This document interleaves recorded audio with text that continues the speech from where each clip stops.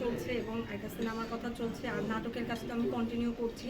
তবে সামনে ATN-এ আমার 3টা নাটক কনফার্ম হয়েছে, সামনের মাসের 6 তারিখ থেকে শুটিং। বড় পর্দায় আমার কথা চলছে, বাট বড় পর্দায় আমি অনেক ভীত, বিকজ বড় পর্দার জন্য এখনো আমি খুব একটা রেডি না। OTT-র কথা বললেন, কে থাকছে বা কোন প্রোডাকশনের এটা? এগুলো সব সিক্রেট, যখন করব ধামাকা আকারে আসবে কিনা? আপনি বলছিলেন যে আপনার পছন্দের যারা মানে যারা ওয়াচ করে, যদি আজহারি আপনাকে বিয়ের অফার দেন আসলে যাবেন? না, উনি ম্যারিড পারসন, ওনার প্রতি আমার সম্মান, ওনারে দিয়ে আমার প্লিজ ভাইরাল করেন না। চারটা বিয়ে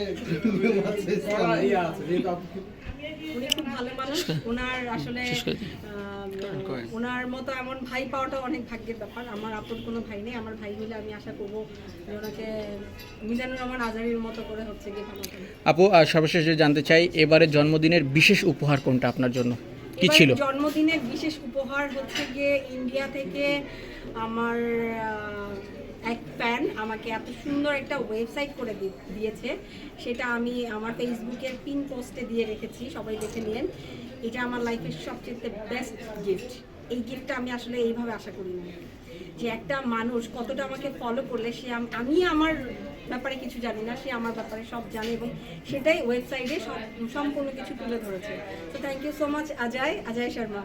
ওকে, দিনে আমি সবচেয়ে স্পেশাল যেটা ঘোষণা দিব, আমার একটা ফ্যাশন ব্র্যান্ড আছে কিউট এন্ড ক্লাসি, সবাই জানেন, সেটা আবার নতুন করে ওপেনিং করতে যাচ্ছি ভেরি সুন। আবার গ্র্যান্ড ওপেনিং করব, সবাই আবার একত্রিত হব এবং আমার এই নারী উদ্যোক্তা হিসাবে আমি 2025 সালে নিজেকে সবার সামনে তুলে ধরব। এর পাশাপাশি পরিকল্পনা কি 2025 নিয়ে? পাশাপাশি পরিকল্পনা আমি আমার পড়াটা চালিয়ে যাব, হাফিজি পড়া, আর হচ্ছে গিয়ে আমি আমার ভালো কাজকর্মগুলো চালিয়ে যাব, আর সবার সাথে মিলেমিশে থাকবো। কোনো হাফেজের কারণে বা তার পরামর্শে কি হাফেজি পড়া হচ্ছে প্রিয়াঙ্কার? হ্যাঁ, না, এটা সরাসরি বললে ভুল হবে, আমার নিজের ইচ্ছা শক্তি ছিল, ছোটবেলা থেকে আমার ইচ্ছা ছিল, বাট পছন্দের মানুষটার ইনপুটের কারণেই কি এটা হচ্ছে? কারো তো সাপোর্ট লাগেই, তবে আমার লাইফের সবচেয়ে বড় সাপোর্ট একজন আছেন, নাম বলবো না তার। তো থ্যাংক ইউ সো মাচ। আমি জানি এই ভিডিওটা আপনি দেখবেন এবং আপনাকে অনেক ধন্যবাদ। আপনার এই সাপোর্টের জন্যই আজকে আমি হাফিজি লাইনে পড়া করতে পারছি। তিনি কি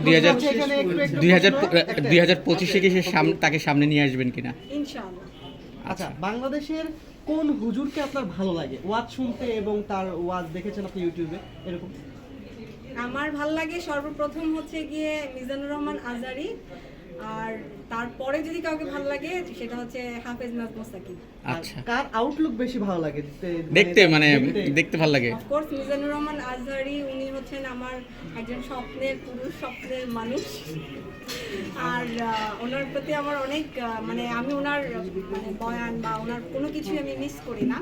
আর এরপরে যিনি আছেন নাজমুস সাকিব, ওনাকে আমার খুব ভালো লাগে, উনিও হচ্ছে বিশ্বজয়ী কোরআনের হাফেজ। আপু, যদি এবার একটু কাজ প্রসঙ্গে আসি, ব্যস্ততা আসলে কি নিয়ে চলছে?